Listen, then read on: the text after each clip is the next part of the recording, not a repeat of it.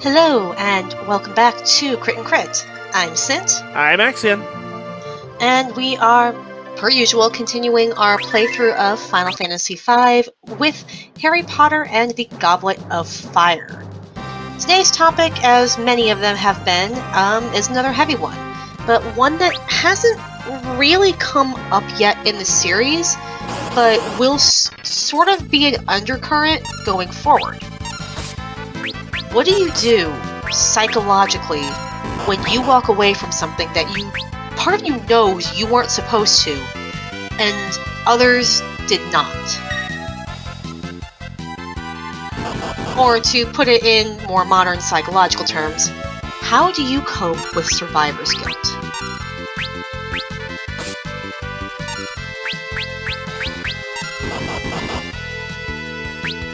The happy music is great for this topic, by the way. It really is. Also, this rabbit is remarkably difficult to actually kill. Did you not see the bones? Apparently it's called Hellraiser. Why is a rabbit named Hellraiser? Maybe it's a fan of Bugs Bunny who is very good at raising some hell. I don't know. Either that or big fan of Clive Barker. But yeah, so Harry has, at this point in the series, come away from several things that really should have, not should have, but most likely would have killed almost anyone else in his position. Starting from before he can remember, he survived the attack that killed both of his parents and hundreds of people before him. So kind of wonder if there's been an element of survivor's guilt to his entire characterization, with just, I know my parents didn't survive, I did, I am now a burden on relatives who don't want me, and then get to the Wizarding World, and I'm a hero for this, even though I don't know how I survived. I wish I had my parents, that's really all I'd like, is just to have a family, and I would just like to be normal. He also, in that same first book, survives coming essentially face-to-face with Voldemort, cutting through the obstacles that I still like how a bunch of effectively 5th graders were able to get through defenses designed by their expert wizard teachers without any major incident. It's Hogwarts. A concussion from a chessboard doesn't count as an incident. I mean, this is the problem with your defenses being a series of riddles and puzzles that, in theory, anybody could figure out. Link breathes heavily in the corner, just looking for a pot to smash. Exactly. Rather than just, actual defenses that prohibit access completely. I'm sorry, I'm now just stuck on the image of Link in potions class trying to grind up a fairy as Snape just looks at him with the most baffled and disgusted expression Alan Rickman could make. He was pretty good at that. I will give him that. It's like, I need you to follow the instructions in the book. We are not what are you even... Where did you get that fairy? Sorry, I'm off topic already and we're not even 2 minutes in. This is what we do. But, yeah. Second book, Harry, is bitten by a basilisk, and would have died if not for Fawkes being there. Ginny Weasley almost died there, and Myrtle did die from this the last time the basilisk was released. The students who were petrified, they weren't sure initially what had happened. So, yeah, Harry might have a little bit of a trauma from that. Also, Lockhart was just going to basically leave them for dead. So, there's that. Mm-hmm. And then, third book, he manages to walk away from a Dementor attack, from which he saves himself through time travel shenanigans. And, well, this results in being unable to clear his godfather's name of a murder he was imprisoned for, because in doing that, they had to let the actual murderer, Peter Pettigrew, get away, which led to him returning to Voldemort's side to help resurrect him. So, yeah, Harry's been through quite a few life-threatening events that would reasonably contribute to a little bit of post-traumatic stress disorder, and survivor's guilt is very common with that. But Goblet of Fire is the first time that visibly, right near him, someone else dies. Poor Cedric. Yep. And because it happens right at the end of the book, Harry doesn't really get a whole lot of time to process what happened. Doesn't really get a whole lot of chance to talk about what happens to other people.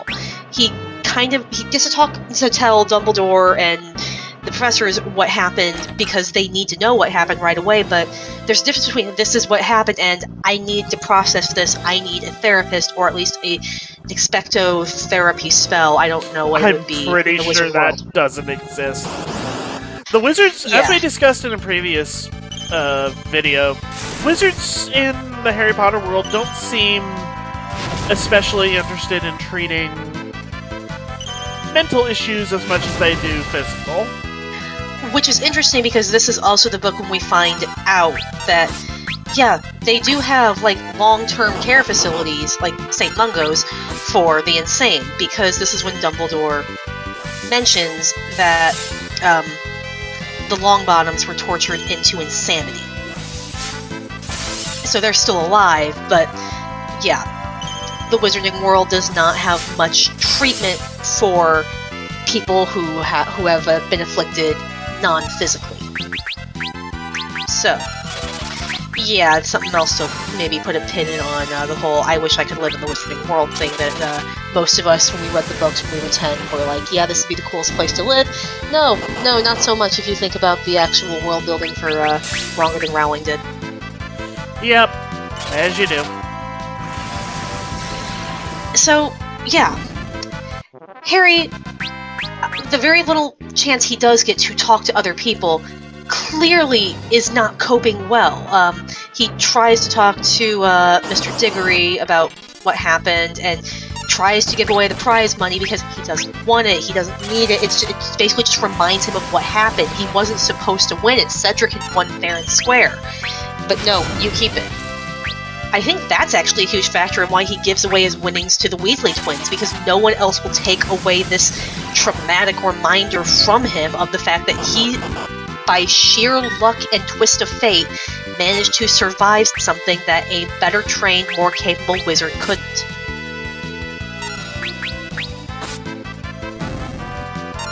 And obviously it does not help the situation that when he gets back, Cornelius Fudge, who up to that point has been pretty friendly and willing to work with Harry on most things, flat out refuses to believe his story.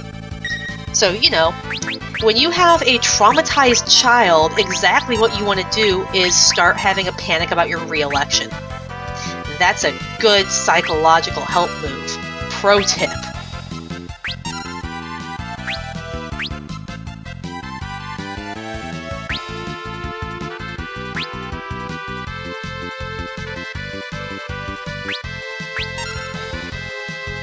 And a part of me does wonder if the survivor's guilt trend that begins in this book is also going to inform other behaviors, because one of the major traits of survivor's guilt is wondering whether or not you could have done more in a situation like that. What else could I have done to make others, as well as myself, survive? What did I do wrong? What was within my power? Because there is very, very little that I can think of that is more difficult to accept than just the reality of helplessness. No matter what the situation is, if you feel as though you have some semblance, some iota of power over your circumstances, it becomes a little bit easier to bear, because that means there is, by definition, something you can do to change it. Accepting the idea that you are well and truly unable to do anything different in that situation, it will always have the same or a worse result, is terrifying. Yeah.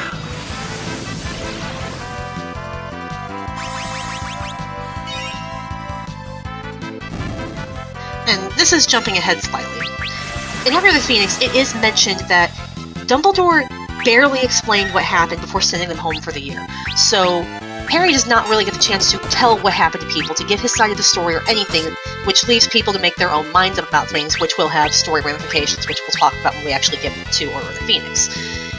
But it's also really, really bad for someone who very, very much needs a support system more desperately than ever, and as Dumbledore knows perfectly well, is going back to the Dursleys, where support systems are suggestions for other people. Where support systems go to die. No, they won't kill the support system, they'll just shove it in the closet, pretend it doesn't exist, and say it goes to a different school. But yeah, Dumbledore, in his infinite wisdom, and was Dumbledore, is sending Harry back into a bad situation, and we do learn later in the series that he has a specific reason for doing this, but this does not help Harry's mental well-being very much at all. Being with the Dursleys at all does not really help anyone's mental well-being. Like, even Dudley, like, the way his parents enable him the way they do has got him in a pretty bad mental state, because I don't know how many actual friends Dudley has beyond the people he, like, bullies into listening to him and stuff, because he's kind of getting set up to just be a very, very unpleasant adult with no hope of changing that, because he's never really been challenged on that.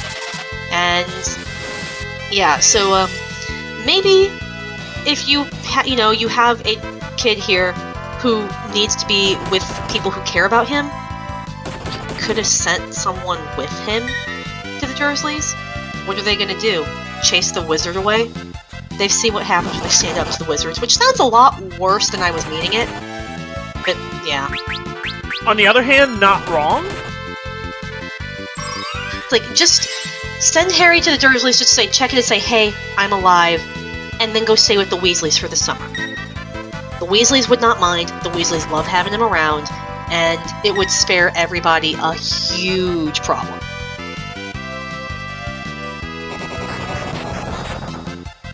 And, it might stop Harry from having a complete nervous breakdown, which, those are fun.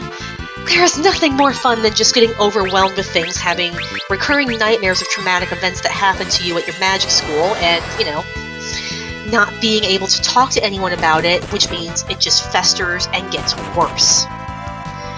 Because also, we recall from the start of this book that Harry is kind of afraid to bother people. Even though he's been told, hey, when your scar starts acting up that's connected to Voldemort, you should write to Dumbledore. He actually was right to Sirius, which brought Sirius out of hiding to come lurk around Hogsmeade, which almost got him caught a couple times, I believe. Yep.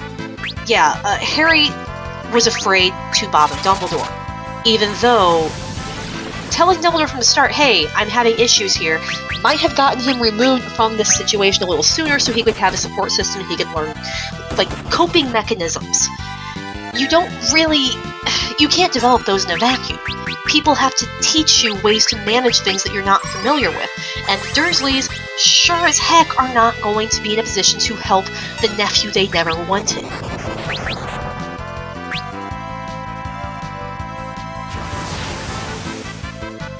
Oh, that's why I was doing Super Sandwich. I forgot they cast that. Yeah, I'm kind of talking myself in circles here. Do you have anything else to add on Survivor's Guild and mental health in the wizarding world?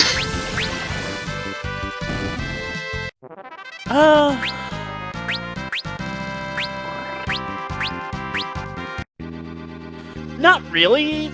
This kind of sums it up, and it's kind of a short little discussion, all things considered. But it's one of those things that you definitely don't think about it when you're at the age that the books were originally written for. It's definitely one of those things that really only shows up like, when you've experienced enough life to know that this is a thing that exists. Yeah. Because, yeah, like, now that we mentioned this, I do want to add this. It definitely changes the way you receive a character. For example, when I was a sophomore in high school, my class read The Catcher in the Rye. and I hated Holden. I thought he was obnoxious. I didn't really know much about PTSD at the time. I was 16 and knew everything. Hashtag, I guess. But revisiting it, knowing more about basic human psychology and these common experiences, yeah, he has PTSD and is coping very badly with it. And that comes through very obviously if you have any experience with knowing about the symptoms thereof and how it manifests, of which there are many ways. Now, it's not cookie cutter. So, yeah, just knowing that context, knowing just different things that maybe you don't know about for whatever reason, maybe you picked it up on your own, maybe your teacher wanted to focus on something else and didn't front-load that particular background knowledge, it very much can shape how you read a book. If you don't know about PTSD and so on and so forth, Harry is going to kind of be a really hard character to read for a couple books. Yeah, really is. And there's actually something very relevant to that that'll be coming up in the next book. Yep. So yeah, I guess it's just not a very long discussion, but something that does bear mentioning because, as with almost anything else we've discussed on our list O topics, having a little more background knowledge vastly changes the story you read. So, yeah, I guess that's as good a place as any to leave it. Alright, we'll see you all next time.